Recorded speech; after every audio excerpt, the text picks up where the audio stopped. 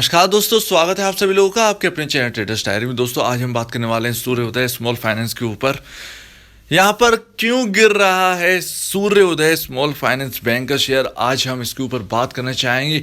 लगभग यहाँ पर 21 दिन पहले हम बात कर चुके हैं इसके ऊपर, उज्जीवन स्मॉल फाइनेंस बैंक और सूर्योदय स्मॉल फाइनेंस बैंक के ऊपर, दोनों के ऊपर हमने बात की थी और चार्ट एनालाइज किया था।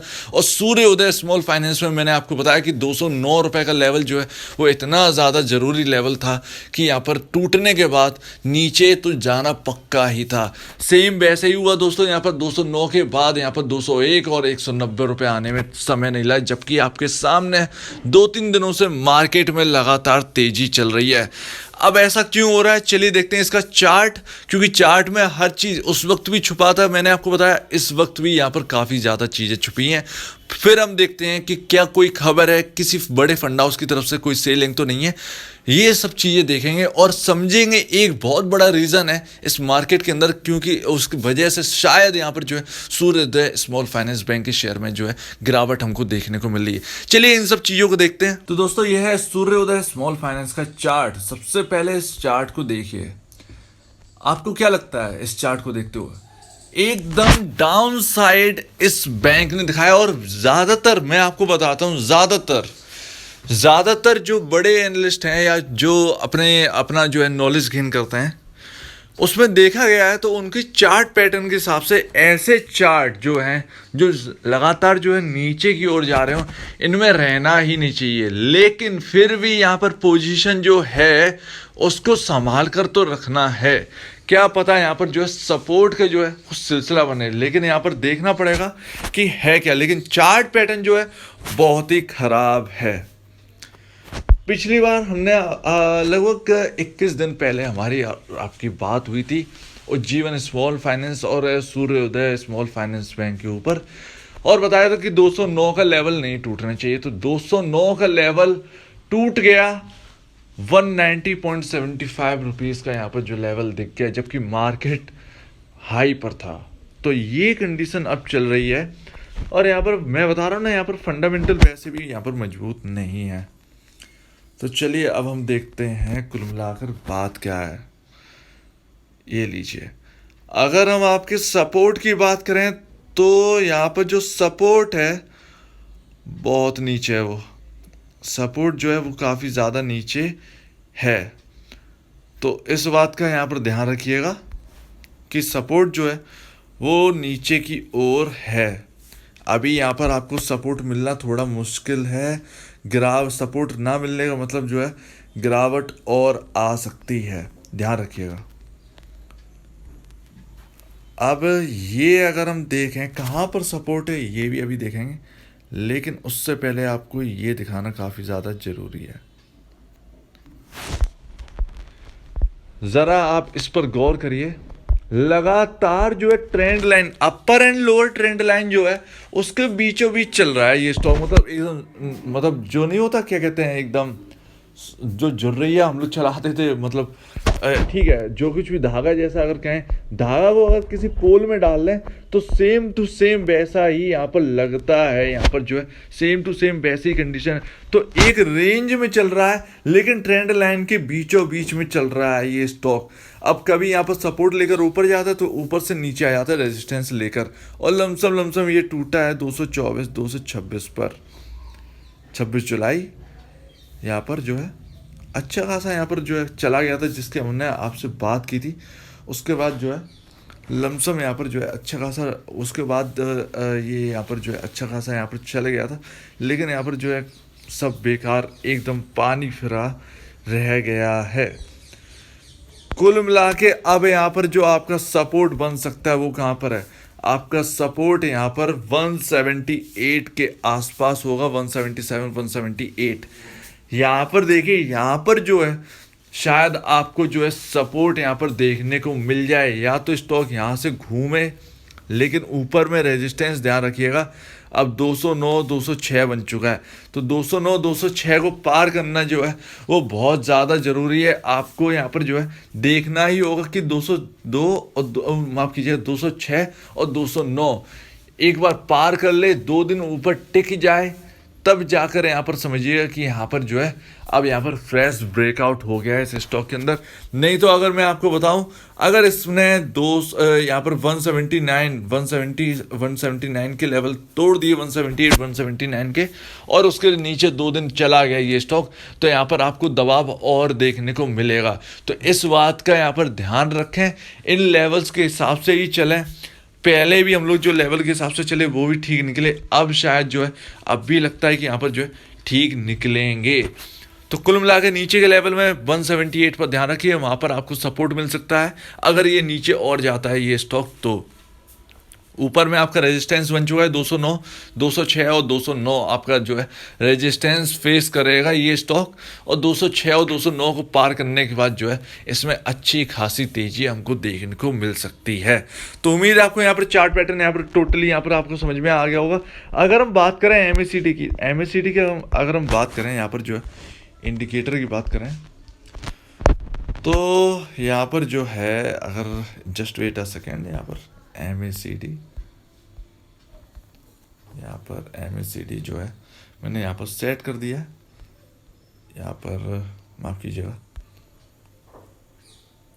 ये देखिए सबसे ये वो कैंडल है यहाँ पर, तो यहाँ पर सेलिंग सिग्नल जो है वो सबसे ज़्यादा है इस वक्त। पिछले वार के जो दौरान जो सेलिंग प्रेशर जो मैं जहाँ पर एरो कर रहा हूँ ना, उस जगह सेलिंग प्रेशर इतना हैवी नहीं था जितना कि अब है। ये देख रहे हैं ना, ये उससे बड़ी थोड़ी सी यहाँ पर कैंडल बनी है। तो MACD तो यहाँ पर कह रहा है कि यहाँ पर सेलिंग जो है, सेलिंग सिग्नल काफ़ी ज़्यादा मजबूत है। अब सेलिंग कहाँ तक होगी कहना मुश्किल है, लेकिन आपको मैंने सपोर्ट रेजिस्टेंस दोनों यहाँ पर जो है चार्ट के हिसाब से मैंने बता दिया, चार्ट को आपको दिखा दिया, चार्ट को पूरा समझा दिया, इन लेवल के मुताबिक ही चलें।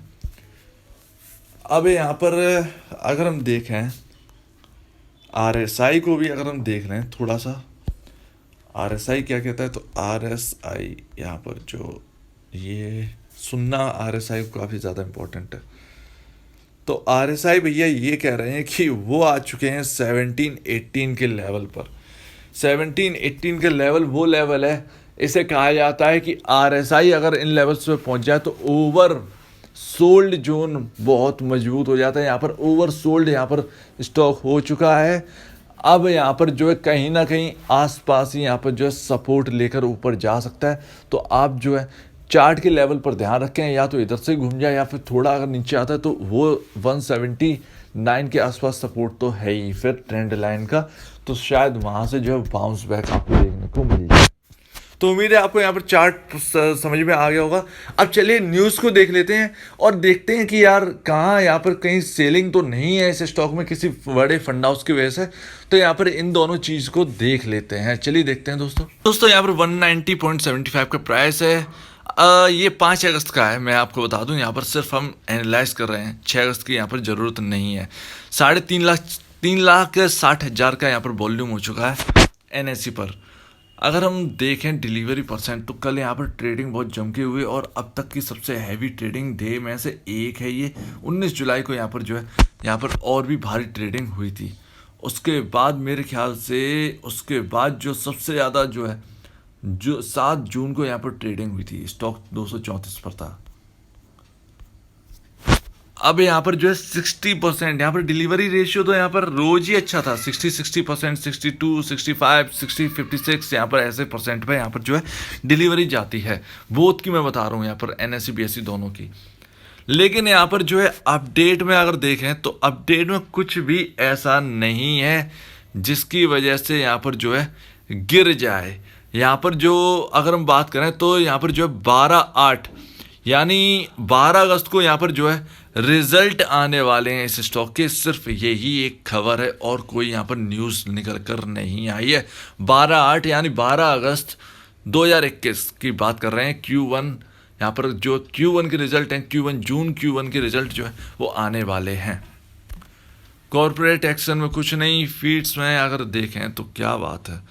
यहाँ पर जो 9 जुलाई को ICICI सिक्योरिटीज़ ने यहाँ पर जो है 310 रुपये का टारगेट दिया था। स्टॉक काम कर रहा है 190 के लेवल्स पर। टेक्निकल की बात करें तो यहाँ पर जो अगर हम बात करें तो यहाँ पर बहुत ज़्यादा बिगड़ा हुआ है। और यहाँ पर लमसम 22% की यहाँ पर जो है गिरावट हमको देखने को मिल गई है। लेकिन यह 22% शायद यहाँ पर जो है 22% के आसपास है या फिर ऊपर ही होगा इसका, क्योंकि इसका जो प्राइस है आईपीओ प्राइस वो नहीं पता। अगर आपको आईपीओ प्राइस पता हो तो प्लीज़ कमेंट सेक्शन में कमेंट कर दीजिएगा। यहाँ पर अगर हम देखें तो यहाँ पर जो है ईपीएस जो है 1.12 है, यहाँ पर प्रॉफिट में है बैंक। पी रेशियो काफ़ी ज़्यादा महंगा है, जो कि मैं आपको बता ही चुका हूँ 170.78 का है। इंडस्ट्री भी 27.77 है। बुक वैल्यू पर शेयर 150.47 है। यार ये 150.50 पैसे अगर मान लें तो लमसम 40 रुपये ऊपर स्टॉक काम कर रहा है। तो 40 रुपये ऊपर अपने बुक वैल्यू के ऊपर यहाँ पर स्टॉक काम कर रहा है, तो ज़्यादा यहाँ पर जो है महंगा भी नहीं कह सकते, और यहाँ पर सस्ता एकदम, मतलब महंगा क्या, महंगा है ही नहीं असल में। मतलब अगर हम प्राइस को देखें सिर्फ, और प्राइस को पी रेशियो को ना देखें, असल में हम सिर्फ अगर हम बुक वैल्यू को देखें तो अगर, क्योंकि यहाँ पर जो है हम लोग बुक वैल्यू देखकर ही हम लोग यहाँ पर सब कुछ सलटा देते हैं, तो यहाँ पर मैं उसी बेसिस बता रहा हूँ। लेकिन फंडामेंटल बहुत ही यहाँ पर जो है वो वीकन है, और यहाँ पर जो है बहुत ही ज़्यादा यहाँ पर अगर हम बात करें तो यहाँ पर जो ख़राब है कुल मिलाकर। तो यहाँ पर जो प्राइस का सस्टेन है पता नहीं करे या नहीं करे, लेकिन यहाँ पर चार्ट के लेवल के हिसाब से ही आपको चलना है। अब एक और ख़ास बात मैं आपको बताता हूँ, ये क्यों गिर रहा है। सबसे बड़ा रीज़न आईडीएफसी फर्स्ट बैंक के एनपीए बढ़ गए, क्योंकि उसमें कैपिटल फर्स्ट बैंक का जो है वो मर्जर हुआ था, एनबीएफसी थी कैपिटल फर्स्ट, तो वो उनके एनपीए बहुत तेज़ी से बढ़ गए। उज्जीवन स्मॉल फाइनेंस के बहुत तेज़ी से बढ़ गए। इक्विटास स्मॉल फाइनेंस के एनपी जो है वो बढ़े हैं। अब यहाँ पर जो है स्मॉल फाइनेंस बैंक्स के ऊपर यहाँ पर डर है, और यहाँ पर वो डर यहाँ पर जो है यहाँ पर सूर्य उदय स्मॉल फाइनेंस बैंक में जो वो डर है वो यहाँ पर जो है इम्पैक्ट डाल रहा है। एक ये मुझे लगता है ये सबसे बड़ा रीज़न है इस बैंक के गिरने का। उम्मीद है यहाँ पर 12 अगस्त की ज़्यादा दूर नहीं, आज 6 अगस्त हो चुकी है दोस्तों। आज 6 अगस्त का दिन है, और यहाँ पर जो है 7-8 की छुट्टी है, 9, 10, 11, 12 हमको जो है ट्रेडिंग सेक्शन में यहाँ पर लमसम यहाँ पर थर्सडे के दिन यहाँ पर रिजल्ट आते हुए दिखाई देंगे। अगर हम बात करें डील्स की, तो डील्स में जाकर आपको पता चलेगा कोई ऐसी डील हुई नहीं है। 23 जुलाई को यहाँ पर जो है बाइंग और करी गई है, और शायद ये प्रमोटर की जो कंपनी का है इंटर ट्रांसफ़र हुआ है यहाँ पर 8 लाख शेयर्स का, यहाँ पर 35 लाख शेयर्स। तो ऐसी कोई बात यहाँ पर है ही नहीं। 30 अगर हम देखें बल्क में तो कुछ नहीं है, ब्लॉक में तो कुछ भी नहीं है। तो उम्मीद है आपको यहाँ पर समझ में आ गया होगा। ऐसी कोई न्यूज़ नहीं है जिसकी वजह से गिरे, सिर्फ और सिर्फ रिजल्ट बाकी बैंकों के खराब आ रहे हैं, इसकी वजह से यहाँ पर आपको यहाँ पर गिरावट देखने को मिल रही है। हालांकि इसके काफ़ी ज़्यादा फाइनेंशियल जो है वो ऑलरेडी ख़राब हो ही चुके थे।